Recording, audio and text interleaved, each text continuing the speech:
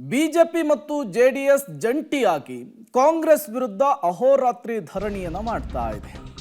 ಮೂಡಾ ವಾಲ್ಮೀಕಿ ಹಗರಣವನ್ನ ವಿರೋಧಿಸಿ BJP protest ಮಾಡ್ತಾ ಇದೆ.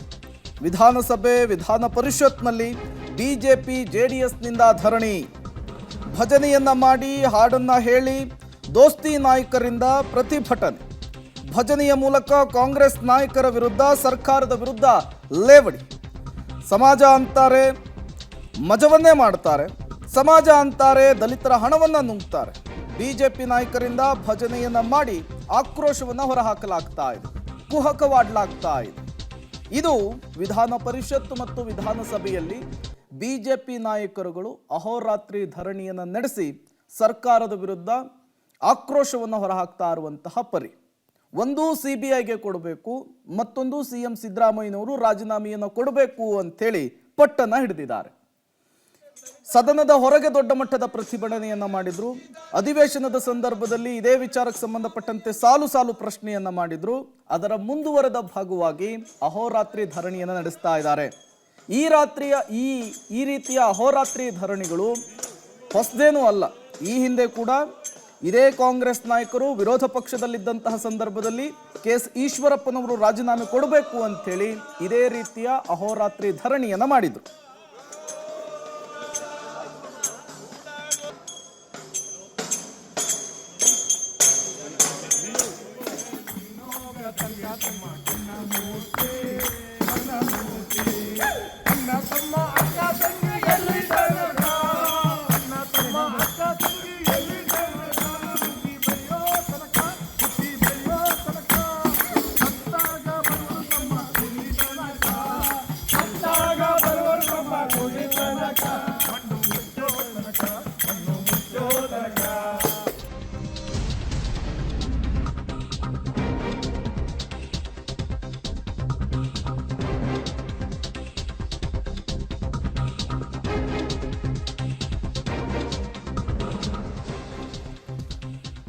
ಮೂಡಾ ವಾಲ್ಮೀಕಿ ಹಗರಣವನ್ನ ವಿರೋಧಿಸಿ ಬಿಜೆಪಿ ಪ್ರತಿಭಟನೆಯನ್ನ ಮಾಡ್ತಾ ಇದೆ. ಗೋವಿಂದ ಗೋವಿಂದ, ಸಿಎಂ ಸೈಟ್ ಗೋವಿಂದ, ತಾಳ ತಮಟೆಯನ್ನ ಬಾರಿಸಿಕೊಂಡು ಸರ್ಕಾರದ ವಿರುದ್ಧ ಕಿಡಿಕಾರ್ತಾ ಇದ್ದಾರೆ. ವಿಧಾನಸೌಧ ಪರಿಷತ್ನಲ್ಲಿ ದೋಸ್ತಿಗಳಿಂದ ಅಹೋರಾತ್ರಿ ಧರಣಿ. ರಾತ್ರಿ ಇಡೀ ವಿಧಾನಸೌಧದಲ್ಲಿ ಮಲಗಿ ಧರಣಿಯನ್ನ ನಡೆಸ್ತಾ ಇದ್ದಾರೆ ದೋಸ್ತಿಗಳು. ಮುಂಜಾನೆ ಎದ್ದು ವಿಧಾನಸೌಧದಲ್ಲಿ ವಾಕಿಂಗ್, ಯೋಗ ಮಾಡ್ತಿದ್ದಾರೆ.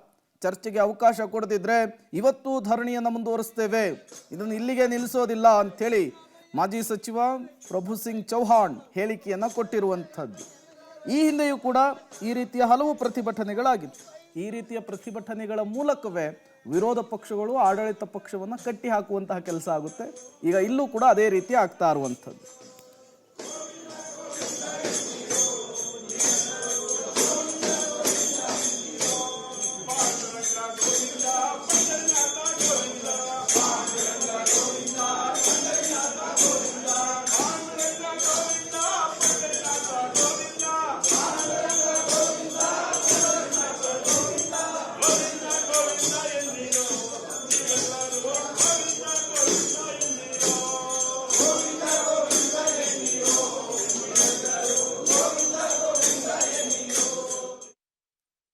ಅಹಿಂದ ನಾಯಕರು ಅಂತೇಳಿ ಹೆಮ್ಮೆಯಿಂದ ಹೇಳ್ಕೊಳ್ತಾ ಇದ್ದಂಥ ಸಿದ್ದರಾಮಯ್ಯನವರು ಅಧಿಕಾರಕ್ಕೆ ಬಂದ ನಂತರದಲ್ಲಿ ಯಾಕೆ ಇವತ್ತು ಅಹಿಂದ ಬಗ್ಗೆ ಅವರ ಕಳಕಳಿ ಕಡಿಮೆ ಆಗಿದೆ?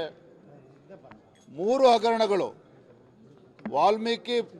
ಮಹರ್ಷಿ ವಾಲ್ಮೀಕಿ ಅಭಿವೃದ್ಧಿ ನಿಗಮದಲ್ಲಿ 187 ಕೋಟಿಯನ್ನು ಲೂಟಿ ಮಾಡಿರ್ತಕ್ಕಂಥ ಈ ರಾಜ್ಯ ಸರ್ಕಾರ, ಕಾಂಗ್ರೆಸ್ ಸರ್ಕಾರ, ಸಿದ್ದರಾಮಯ್ಯ ನೇತೃತ್ವದ ಕಾಂಗ್ರೆಸ್ ಸರ್ಕಾರ, ಮೈಸೂರಿನ ಮೂಡಾನಲ್ಲಿ ಸಾವಿರಾರು ಕೋಟಿ ಬೆಲೆ ಬಾಳ್ತಕ್ಕಂಥ 4,000ಕ್ಕೂ ಹೆಚ್ಚು ನಿವೇಶನಗಳನ್ನು ಬೇಕಾಬಿಟ್ಟಿ ಮನಸೋ ಇಚ್ಛೆ ಅವರ ಹಿಂಬಾಲಕರಿಗೆ, ರಾಜಕೀಯ ಪುಡಾರಿಗಳಿಗೆ ಅಷ್ಟೇ ಅಲ್ಲ, ಸ್ವತಃ ಮುಖ್ಯಮಂತ್ರಿಗಳ ಕುಟುಂಬದ ಸದಸ್ಯರಿಗೆ, ಅವರ ಧರ್ಮಪತ್ನಿಗೂ ಕೂಡ 14 ನಿವೇಶನಗಳನ್ನು ಕೊಟ್ಟೋದ್ರ ಮೂಲಕ ಬಡವರಿಗೆ ಇವತ್ತು ಅನ್ಯಾಯ ಮಾಡಿದ್ದಾರೆ, ದಲಿತರಿಗೆ ಅನ್ಯಾಯ ಮಾಡಿದ್ದಾರೆ, ಹಿಂದುಳಿದ ವರ್ಗಗಳಿಗೆ ಅನ್ಯಾಯ ಮಾಡಿದ್ದಾರೆ. ಮತ್ತೊಂದು ಕಡೆ SCP TSP ಬಗ್ಗೆ ಮಾತನಾಡಿದ್ದಾರೆ. ನಮ್ಮ ಸರ್ಕಾರ ಬಂದು 14 ತಿಂಗಳ ಅಲ್ಲಿ ರಾಜ್ಯದಲ್ಲಿ 2 ದೊಡ್ಡ ಹಗರಣಗಳು ನಡೆದೋಗಿದೆ. ಈ ಅಧಿವೇಶನದಲ್ಲೇ ಮೂಡ ಹಗರಣ ಸ್ವತಃ CM ಅವ್ರ ಕುಟುಂಬದವರು 14 ಸೈಟು, ಅವ್ರ ಬೆಂಬಲಿಗರು 106 ಸೈಟು. ಒಟ್ಟು ಮೈಸೂರಿನ ಮೂಡಾದಲ್ಲಿ 1 ಲಕ್ಷಕ್ಕೂ ಹೆಚ್ಚು ಸ್ಕ್ವೇರ್ ಫೀಟ್, ಅಂದರೆ ಸುಮಾರು 3 ರಿಂದ 4 ಸಾವಿರ ಕೋಟಿ ಬೆಲೆ ಬಾಳುವಂಥ ಪ್ರೈಮ್ ಲ್ಯಾಂಡನ್ನು ಲೂಟಿ ಮಾಡಿ, ಯಾರು ಈ ಪ್ರಜಾಪ್ರಭುತ್ವದಲ್ಲಿ ಸಂವಿಧಾನನ ಕಾಯಬೇಕು ಅಂತ ಜನ ಆಶೀರ್ವಾದ ಮಾಡಿದ್ರು, ಅದೇ ವ್ಯಕ್ತಿ ಜನಗಳಿಗೆ ಹಂಚಬೇಕಾಗಿದ್ದಂಥ ಸೈಟ್ಗಳನ್ನು ತನ್ನ ಹೆಸರಿಗೆ ಮಾಡ್ಕೊಂತಾರೆ ಅಂದರೆ ಇದು ಸ್ವಜನ. ಮಾನ್ಯ ಮುಖ್ಯಮಂತ್ರಿ ಸಿದ್ದರಾಮಯ್ಯನವ್ರ ನೇತೃತ್ವದ ಸರ್ಕಾರದಲ್ಲಿ ಸಚಿವರಾಗಿದ್ದಂಥ ನಾಗೇಂದ್ರ ಅವರು ಮತ್ತು ಅವರ ತಂಡ ಬಾರ್ಗಳಿಗೆ ವರ್ಗಾವಣೆ ಮಾಡಿ, ಚಿನ್ನದ ಅಂಗಡಿಗಳಿಗೆ ವರ್ಗಾವಣೆ ಮಾಡಿ, ನಕಲಿ ಖಾತೆಗಳಿಗೆ ವರ್ಗಾವಣೆ ಮಾಡಿ, ಅದರ ಹಣವನ್ನು ದುರ್ಬಳಕೆ ಮಾಡಿಕೊಂಡು ಪರಿಶಿಷ್ಟ ಪಂಗಡದ ಬಡವರಿಗೆ ಅನ್ಯಾಯ ಮಾಡುವ ಕೆಲಸ ಮಾಡಿದ್ದಾರೆ. ಇದ್ರ ಜೊತೆಗೆ ಮೈಸೂರಿನಲ್ಲಿ ಮೂಡ ಅಭಿವೃದ್ಧಿಪಡಿಸಿದಂಥ ನಿವೇಶನ ಬಹಳ ಜನ ನಿವೃತ್ತಿಗೆ ಮೊದಲು ಒಂದು ನಿವೇಶನ ಖರೀದಿ ಮಾಡಬೇಕು, ಒಂದು ಸ್ವಂತ ಮನೆ ಕಟ್ಕೋಬೇಕು ಅಂತ ಬಯಸ್ತಾರೆ. ಅದಕ್ಕಾಗಿ ಹಣವನ್ನು ಕೂಡಿಟ್ಟು ಅರ್ಜಿ ಹಾಕಿದ್ದಾರೆ. ಆದರೆ ಆ ಬಡವರಿಗೆ ನಿವೇಶನ ಸಿಕ್ಕಿಲ್ಲ, ಆ ಮಧ್ಯಮ ವರ್ಗದವರಿಗೆ ನಿವೇಶನ ಸಿಕ್ಕಿಲ್ಲ. ನೂರಾರು ಜನ ನಕಲಿ ದಾಖಲೆಗಳನ್ನು ಸೃಷ್ಟಿ ಮಾಡಿ ಸಾವಿರಾರು ಕೋಟಿ ರೂಪಾಯಿ ಬೆಲೆ ಬಾಳ್ತಕ್ಕಂಥ ಮೂಡ ಅಭಿವೃದ್ಧಿಪಡಿಸಿದಂಥ ನಿವೇಶನಗಳನ್ನು ಅಕ್ರಮವಾಗಿ ಪಡೆದಿದ್ದಾರೆ. ಆ ಅಕ್ರಮವಾಗಿ ಪಡೆದಿರೋದ್ರೊಳಗೆ ಮಾನ್ಯ ಮುಖ್ಯಮಂತ್ರಿ ಸಿದ್ದರಾಮಯ್ಯನವರ ಕುಟುಂಬವೂ ಸೇರಿರತಕ್ಕಂಥದ್ದು ದುರ್ದೈವದ ಸಂಗತಿ. ಯಾರು ಜನರಿಗೆ ನ್ಯಾಯ ಕೊಡಬೇಕಿತ್ತೋ ಅವರೇ ಅನ್ಯಾಯದ ರೂವಾರಿಗಳಾಗಿ, ಅವರೇ ಅನ್ಯಾಯದ ಪಾಲ್ದಾರರಾಗಿ ಸರ್ಕಾರಕ್ಕೂ ಮೋಸ ಮಾಡಿ ತನ್ನ ಸ್ಥಾನದ ಪ್ರಭಾವವನ್ನು ದುರ್ಬಳಕೆ ಮಾಡಿಕೊಂಡು ತನ್ನ ಕುಟುಂಬಕ್ಕೆ ಲಾಭ ಮಾಡಿಕೊಡುವಂಥ ಕೆಲಸವನ್ನು ಮಾಡಿದ್ದಾರೆ. ನೋಡಿ, ಮುಖ್ಯಮಂತ್ರಿ ಸಿದ್ದರಾಮಯ್ಯನವ್ರ ಹೇಳಿಕೆಯನ್ನು ನೀವೆಲ್ಲರೂ ಗಮನಿಸಿದ್ದೀರಿ ಅಂತ ಅಂದ್ಕೊಂಡಿದ್ದಾನೆ. ಅವ್ರು ಹೇಳಿದ್ದಾರೆ ನಿವೇಶನ ವಾಪಸ್ ಕೊಡಬೇಕು ಅಂದರೆ ನನಗೆ ಸದನದಲ್ಲಿ ಅಹೋರಾತ್ರಿ ಬಿಜೆಪಿ ಮತ್ತು JDS ಶಾಸಕರೊಂದು ಏನು ಧರಣಿ ಮೂಲಕ ಒಂದು ಪ್ರತಿಭಟನೆ ನಡೆಸಿರುವಂಥದ್ದು. ಈಗ ನನ್ನ ಜೊತೆ ಏನೋ ಶಾಸಕರಾಗಿರುವಂಥ ಅರವಿಂದ್ ಬೆಲ್ಲವದ್ದು ಅವರು ಇದ್ದಾರೆ. Sir, good morning sir. ಅಹೋರಾತ್ರಿ ಧರಣಿಯನ್ನು ನಡೆಸಿದ್ದೀರಿ ಕಾಂಗ್ರೆಸ್ ಸರ್ಕಾರದ ವಿರುದ್ಧ. ಅಹೋರಾತ್ರಿ ಧರಣಿ ಇವತ್ತು ಪೂರ್ತಿ ರಾತ್ರಿ ಆಯಿತು. ಈಗ ಸ್ನಾನಗೇನ ಮಾಡಿ ಬಂದು ಮತ್ತೀಗ ನಮ್ಮ ಹೋರಾಟ ಶುರು ಮಾಡ್ತೇವೆ. ಸರ್, ಈಗಾಗಲೇ ಸಿದ್ದರಾಮಯ್ಯ ಅವರು ಹೇಳಿರುವಂಥದ್ದು ಯಾವುದೇ ರೀತಿಯಲ್ಲಿ ಯಾವುದೇ ಹಗರಣದಲ್ಲಿ ನಾವಾಗಲಿ ನಮ್ಮ ಸರ್ಕಾರ ಆಗಲಿ ಭಾಗಿಯಾಗ್ತಾ ಇಲ್ಲ, ವಿನಾಕಾರಣವಾಗಿ BJP ಮತ್ತು JDS ಶಾಸಕರು ಇದನ್ನು ಒತ್ತಾಯವನ್ನು ಮಾಡ್ತಾ ಇದ್ದಾರೆ ಅಂತೇಳಿ ಹೇಳ್ತಾ ಇದ್ದಾರೆ. ಅವ್ರ ಹಗರಣದಲ್ಲಿ ಭಾಗಿಯಾಗಿಲ್ಲ ಅಂತಂದ್ರೆ ಅದ್ರ ಬಗ್ಗೆ ಚರ್ಚೆ ಆಗಲಿಲ್ಲ. ನಾವು ಸಿದ್ದರಾಮಯ್ಯನವರ ಹಗರಣ ಮಾತಾಡೋಣ ಅಂತ ಹೇಳಿಲ್ಲ. ನಾವು ಮೂಡಾದಲ್ಲಿ ಇರುವಂಥ ಹಗರಣ, ಅದರಲ್ಲಿ ಸಿದ್ದರಾಮಯ್ಯನವರು ಮತ್ತು ಅವ್ರ ಕುಟುಂಬದವರು ಭಾಗಿಯಾಗಿದ್ದಾರೆ ಅಂಥೇಳಿ ಆರೋಪ ಇದೆ. ಅದ್ರ ಬಗ್ಗೆ ಚರ್ಚೆ ಮಾಡೋಕ್ಕೆ ಹೇಳ್ತಿದ್ದೇವೆ. ಚರ್ಚೆ ಆಗಲಿ, ಅವ್ರು ಅದರಲ್ಲಿ ಚರ್ಚೆ ಮೂಲಕ ಅವರು ರಾಜ್ಯದ ಜನತೆಗೆ ಸ್ಪಷ್ಟನೆ ಕೊಡಲಿ, ನಾವು ಹಗರಣದಲ್ಲಿ ಭಾಗಿಯಾಗಿಲ್ಲ ಅನ್ನೋದು ಅವ್ರು ಹೇಳಿ. ಆದರೆ ಅದನ್ನು ಹೇಳದೆ ಇವತ್ತು ಪಲಾಯನವಾದ ಮಾಡತ್ತಾರೆ. ಇದರ ಅರ್ಥ ಅವ್ರಿಗೆ ಚರ್ಚೆ ಮಾಡಿದ್ರೆ ತಮ್ಮ ದೋತ್ರ ಉಚಿತಂತೆ ಹೆದರಿಕೆ ಐತಿ, ಏನಿದ್ದ ಹಕ್ಕಿಗತ್ತು ಹೊರಗೆ ಬರ್ತೈತೆ ಅಂಥೇಳಿ. ಹಾಗಾಗಿ ಅವ್ರು ಹೆದರ್ತಿದ್ದಾರೆ ಚರ್ಚೆ ಮಾಡ್ಲಿಕ್ಕೆ ಅಧ್ಯಕ್ಷರ ಮೂಲಕ. ಬಿಜೆಪಿ ಮತ್ತು JDS ನಾಯಕರು ಅಹೋರಾತ್ರಿ ಧರಣಿಯನ್ನು ಮಾಡ್ತಾ ಇದ್ದಾರೆ. ಮೂಡ ವಾಲ್ಮೀಕಿ ಹಗರಣವನ್ನು ಉಲ್ಲೇಖಿಸಿ ರಾಜ್ಯ ಸರ್ಕಾರವನ್ನು ಇಕ್ಕಟ್ಟಿಗೆ ಸಿಲುಕಿಸುವಂತಹ ಪ್ರಯತ್ನ ಇದು.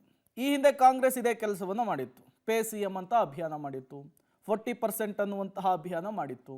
ಈ ಅಭಿಯಾನದ ಮೂಲಕವೇ ರಾಜ್ಯದಲ್ಲಿ 135 ಸೀಟನ್ನು ಗೆದ್ದಿತ್ತು. ಈಗ ಸರ್ಕಾರ ಬಂದು 1 ವರ್ಷ ಆಗಿದೆ. 1 ವರ್ಷದಲ್ಲಿಯೇ 2 ಹಗರಣ, 100 ಕೋಟಿ ರೂಪಾಯಿ ವ್ಯವಹಾರ, ಅದನ್ನು BJP ಬಿಡೋ ಹಂಗೆ ಕಾಣಿಸ್ತಾ ಇಲ್ಲ. ಮತ್ತಷ್ಟು ಡೀಟೇಲ್ಸ್ ಅನ್ನು ಕೊಡ್ತಾರೆ ನಮ್ಮ ಪ್ರತಿನಿಧಿ ಸುಖೇಶ್, ನೇರ ಸಂಪರ್ಕದಲ್ಲಿ ಜಾಯಿನ್ ಆಗಿದ್ದಾರೆ. ಸುಖೇಶ್, ಅಹೋರಾತ್ರಿ ಧರಣಿ BJP ಮತ್ತು JDSನಿಂದ ಕಾಂಗ್ರೆಸ್ ವಿರುದ್ಧ ದೊಡ್ಡ ಮಟ್ಟದಲ್ಲಿ ಪ್ರತಿಭಟನೆಯನ್ನು ಮಾಡಲಿಕ್ಕೂ ಕೂಡ ಈಗಾಗಲೇ ರೂಪುರೇಷೆಗಳನ್ನು ಮಾಡ್ಕೊಳ್ತಾ ಇರುವಂಥದ್ದು. ಈ ಹೋರಾಟ, ಈ ಪ್ರತಿಭಟನೆ ಯಾವ ಹಂತಕ್ಕೆ ಹೋಗಿ ನಿಲ್ಲುತ್ತೆ, ಏನೆಲ್ಲ ಬೆಳವಣಿಗೆಗಳಾಗ್ತಾ ಇದೆ ಅಂತ ಹೇಳಿ ಸುಖೇಶ್?